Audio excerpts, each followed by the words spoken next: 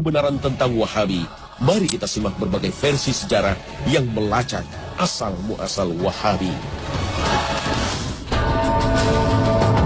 Wahabi dinisbatkan kepada seorang ulama asal Najd, Muhammad bin Abdul Wahhab, yang dalam dakwahnya mendapat dukungan dari pendiri kerajaan Arab Saudi, Abdul Aziz bin Saud.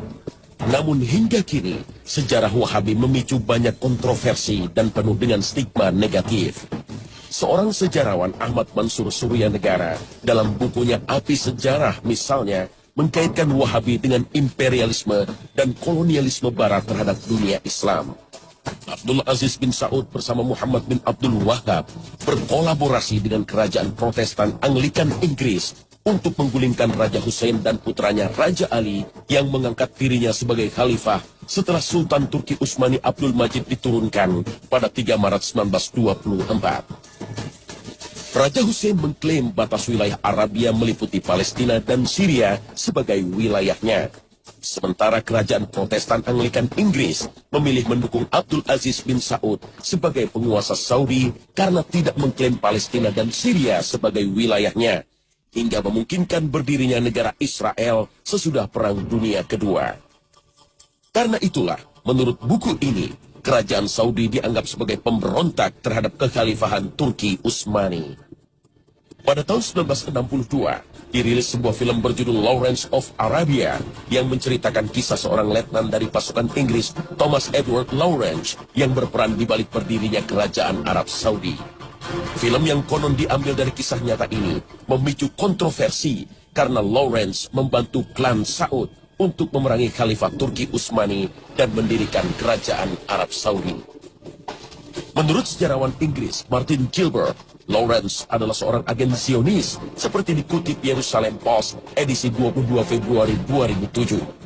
Sejarah pun mencatat runtuhnya kekhalifahan Turki Utsmani akibat infiltrasi Zionisme setelah Sultan Mahmud II menolak keinginan Theodor Herzl untuk menyerahkan Palestina ke bangsa Yahudi.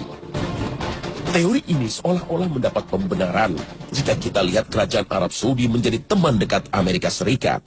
Apalagi dalam sebuah memoir seorang mata-mata Inggris yang berjudul Hamper, The British Spy to Middle East, menyebutkan bahwa Inggris telah merekayasa Muhammad bin Abdul Wahhab sebagai imam dan pendiri gerakan Wahabi.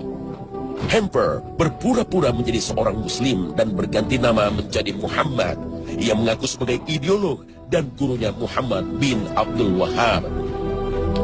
Kisah ini ditulis juga oleh Abdullah Muhammad Sindi, seorang profesor hubungan internasional berkebangsaan Saudi Amerika, yang menulis artikel bertajuk Britain and the Rise of Wahhabism and the House of Saud.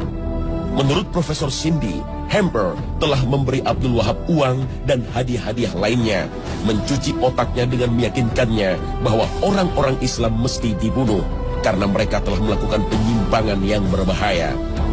Kaum muslim telah keluar dari prinsip-prinsip Islam yang mendasar. Mereka semua telah melakukan perbuatan-perbuatan bid'ah dan syirik.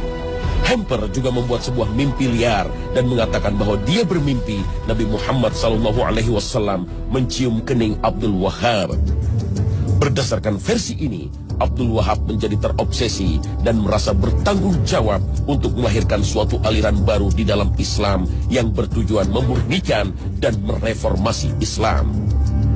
Aliran ini lalu menyerang dan memberantas semua adat kebiasaan buruk masyarakat Arab. Menurut Wahabi, orang yang menyembah selain Allah Subhanahu wa Ta'ala telah musyrik dan boleh dibunuh. Wahabi pun dipandang sebagai salah satu aliran yang menumbuhkan benih-benih radikalisme dalam Islam.